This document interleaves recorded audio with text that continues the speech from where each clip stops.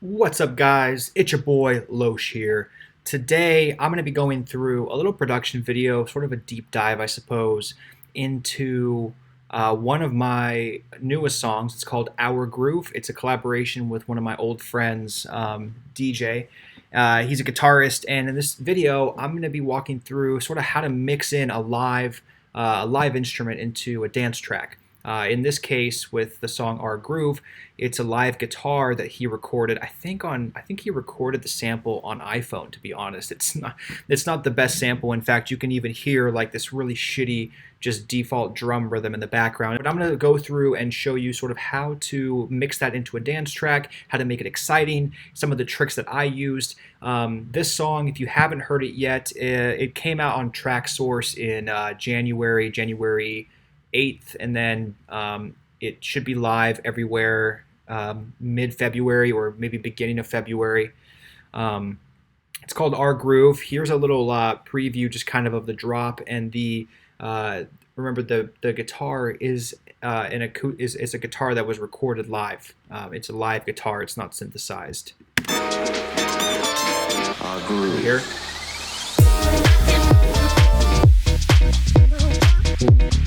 Hear that offbeat? Yeah. So let's get right into it. So if you look at my screen here, this track 27 is solely, well, almost solely, where I processed the guitar itself. And you can see here is just the default sample. Now, one thing that you won't be able to see here is I did go up already and clean up the sample. So I went in and cleaned out any sibilances, I cleaned out any weird breaks, and I also sort of created, I kind of resampled the sample and turned it into a more consistent loop because it was a live recording, so there was, it was a little bit off, and I wanted everything to line up. So here's how the sample sounds.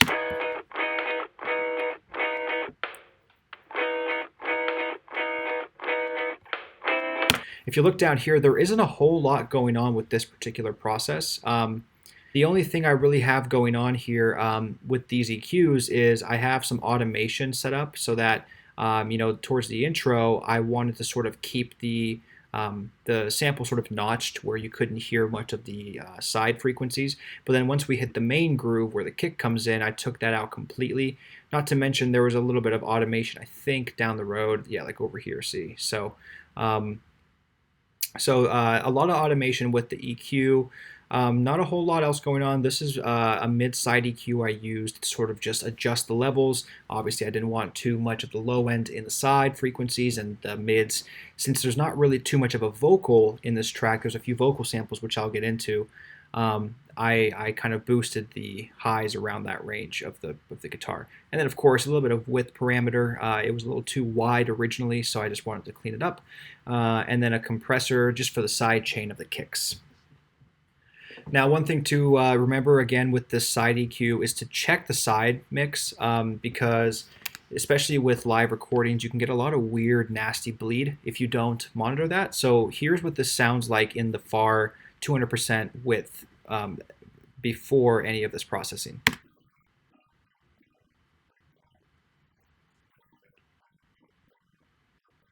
See, that's not terrible, but there's a lot more going on in the low end on the sides than I personally like. So I went in here and scooped that out. Here's how it sounds with this mid-side EQ processing.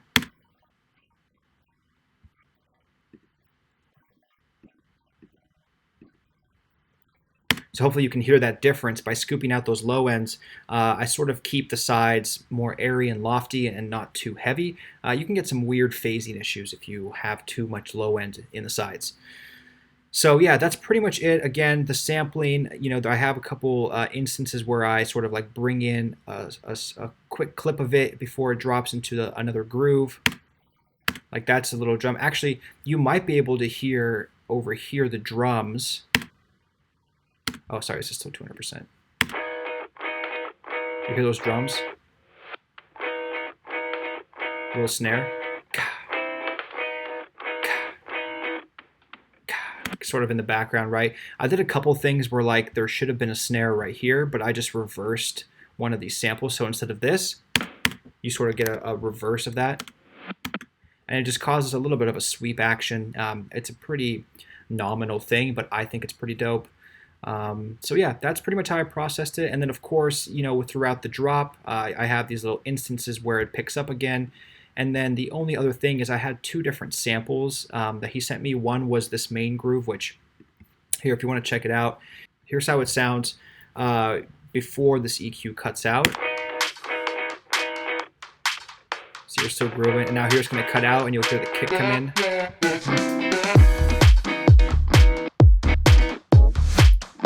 Right, so very groovy.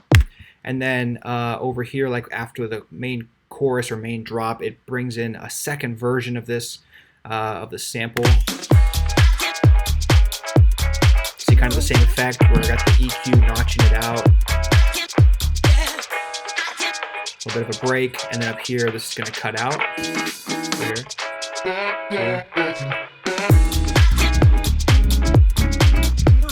Right. Here's how it sounds with all the processing. But now listen to it without this, and you'll hear those drums in the background. Definitely not something I wanted to have in the track, right? So you can take that out. And bringing everything else in. You can still kind of hear that ride in the background, but it's nowhere near as overpowering as other elements. Okay, the next thing I want to show you is how I resampled this guitar sample. Now the thing is, everything up to the drop in this buildup was pretty much just the organic sample with some processing, some realignment of the timing, a little bit of EQ, but everything else was pretty much consistent. Now during the drop, I actually resampled it completely. Let me see if I can find it real quick. I think it's this. Yeah, so this right here, it's a super simple sample. Literally, it's the same sample that I had from DJ, the guitar, but I went in and I pretty much just found a section of it that I liked. It was kind of plucky.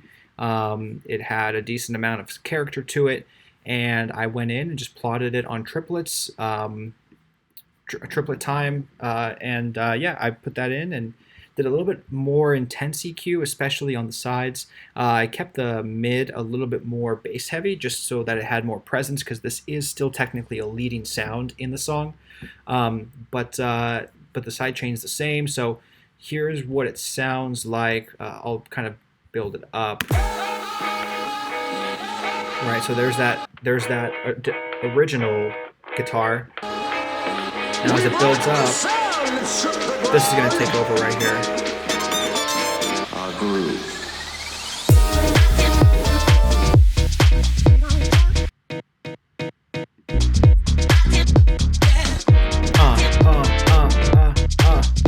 Right? Very groovy.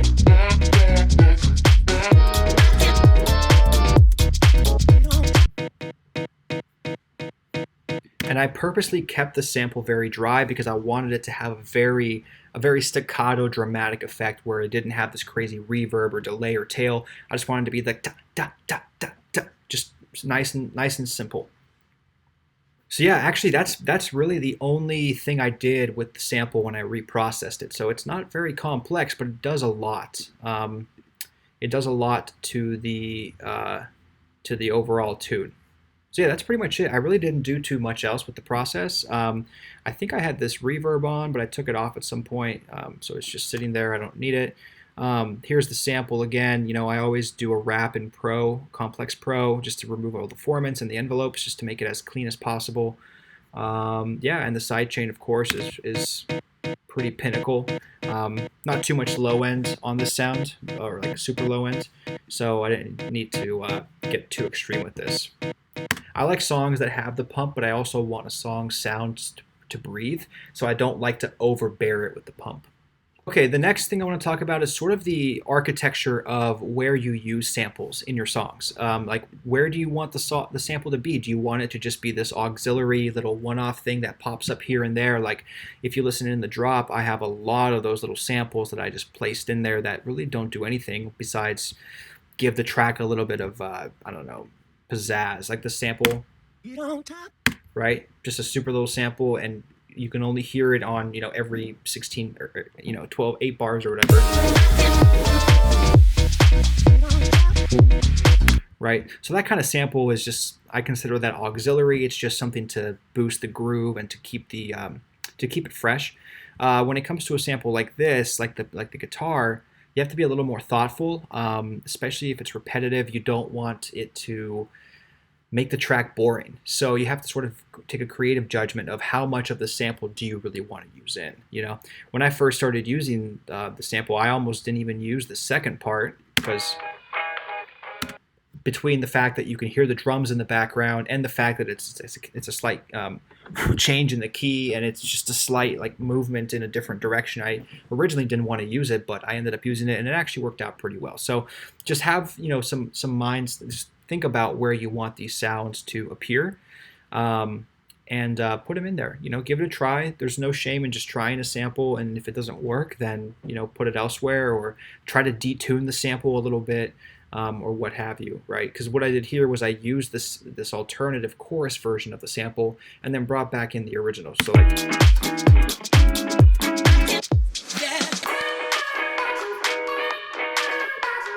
see, so right there I switched it back to the original. Obviously the vocals on top kind of make it a little more dramatic, but here's just the guitar.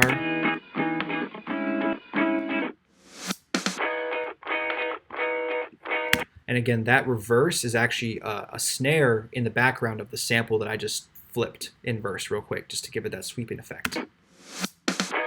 Right? So super, super simple and basic. And then in terms of mixing too, just keep in mind to watch your mid-side frequencies. I think I've talked about this in a lot of different production videos, but you want your sides to be pretty low on the low end, pretty quiet on the low end side frequencies, because you get some weird phase issues if you just have like this low frequency. Some producers may disagree with me, but I've always found that it's simpler to keep all the low frequencies in the mid.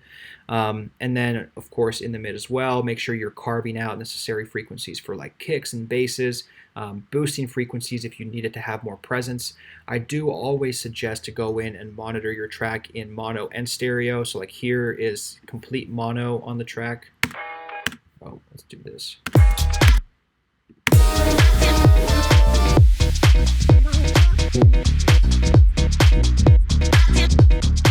The track should absolutely thump and groove in mono. And then here's stereo. See, not a whole lot of low end. I even went in on the master and scooped out the low end in the stereo signal, which is kind of controversial again, but that's just how I've always done it. I even did a little bit of notch EQ, looks like, at the 2.8K range. Interesting. I don't know why, but that's why you save. And I don't want to go back and change that because I'm sure it was meaningful. And that's pretty much it with the sampling. Once you have a good sample, which again, an important part of it is just having a good sample in general. Once you have that sample, start putting it down on a track, start hearing how it flows. Feel free to go in and chop it up, like with timing. Like I said, when I first got this track, everything was out of time. I went in and cleaned that up, and you definitely do want to have like a margin of error. You want the sound to feel organic, so you want to give it a little bit of error, but do it to the point where the song can still groove effectively, right? So that's kind of what I did. And then, yeah, I mean, other things besides that, like I think I've done a couple production videos about sort of the way I flow my tracks, but, find a good series of samples, synthesize some good sounds, and listen to the narrative. One thing that I used to do is I used to listen to the same part of the song over and over again and work it over and over again to get that perfect bass or that perfect snare or that perfect kick. And that was good for a while, but what started happening was I was missing out on the entire flow of the track. So, whenever you can, go play the whole track through, see how it flows. Maybe there's a really awkward transition that just throws off the entire vibe, right? So pay attention to those things, and yeah, keep at it. And this is my song, Our Groove, out with Dead Row. So check it out. It's on, depending on when you're seeing this, in February 2021. It will be live on all platforms. Thank you guys so much. Have a great day. Keep producing.